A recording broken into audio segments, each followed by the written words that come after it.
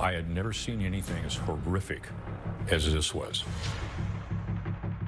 The crime scenes looked like something out of a slasher film. There was an axe murderer running crazy through the neighborhood.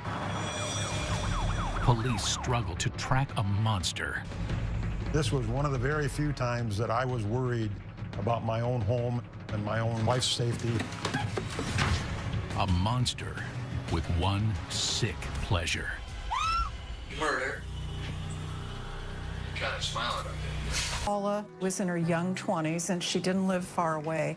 And she and her mother were very, very close. Geneva had raised Paula essentially by herself, and so there was this real strong mother-daughter bond.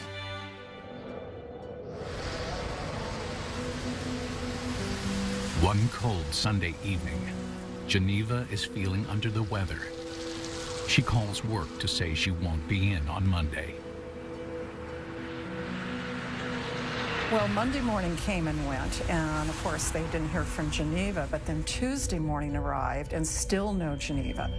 And so the company she worked for, they were concerned. Her best friend is worried too.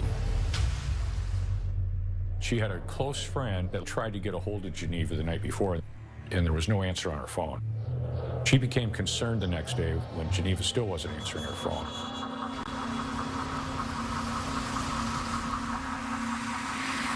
The friend knew to go through the back alley where Geneva would normally park her car. And she saw Geneva's car there, and that kind of sent up some antennas, so to speak. Geneva! So she went to her back door, and she found that her back door was unlocked. Are you here? Geneva, are you here?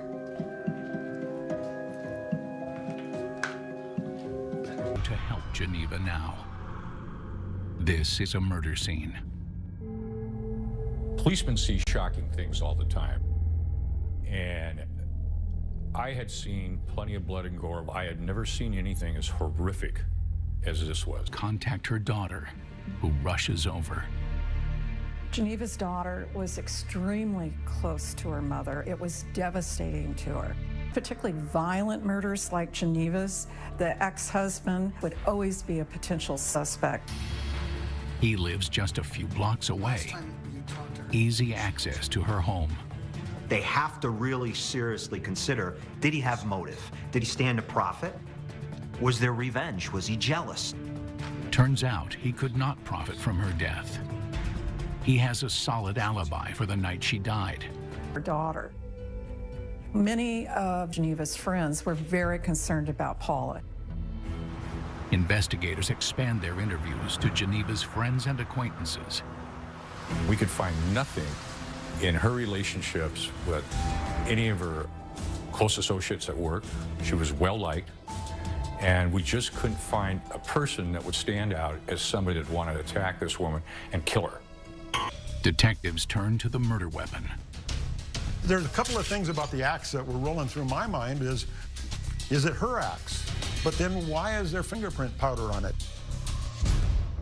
Shockingly, they learn that 5 days before the murder, there was another incident in Queen Anne involving an axe. In that case, a man wakes up, and he lives about 3 blocks or so from Geneva, and sitting in the middle of his living room is, guess what? An axe. It belongs to the homeowner. And that was definitely not the place where he had left his axe. The axe was kept in a back porch area. The homeowner was very concerned that somebody had come into his house in the middle of the night. The man told the responding officer he'd left his back door unlocked the night before. Nothing had been stolen. The officer, doing his due diligence, used fingerprint powder on the axe handle, gave the axe back to the victim. The prints belonged to the owner.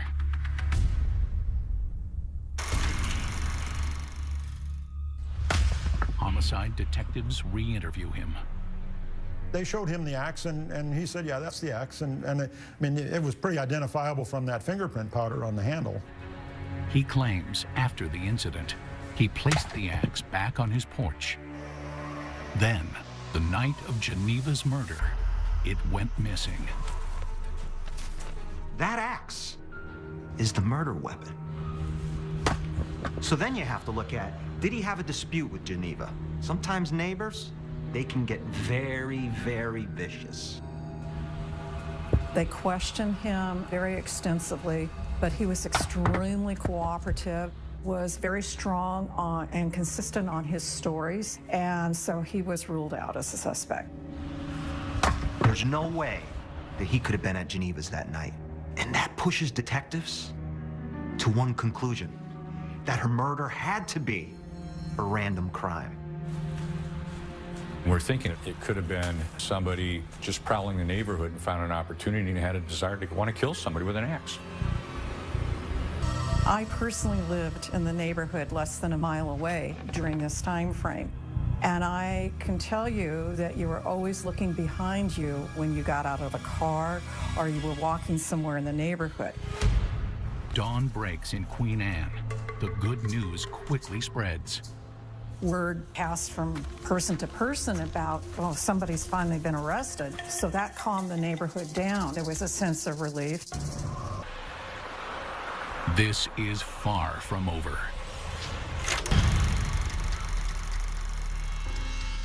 The living room was ransacked, and on the wall, one of the living room walls was written, "The killer is back." 2 X's were put on some of the chairs in the living room, 2 large X's that were made with a felt tip pen, and the same pen was used to write "The killer is back" on the walls. The killer could be marking his next target or taunting investigators. Whoever's murder of Geneva McDonald, a slashing attack on a couple a few streets away, and a string of bizarre break-ins. Seattle police identify transient James Cushing as their prime suspect. All available officers mobilize for the search. But the conviction doesn't bring closure to Geneva's daughter. Her mother's death devastated her, and she was never the same again. She was under a doctor's care. And within 4 years, at age 29, Paula died. Paula's broken heart was too much to bear.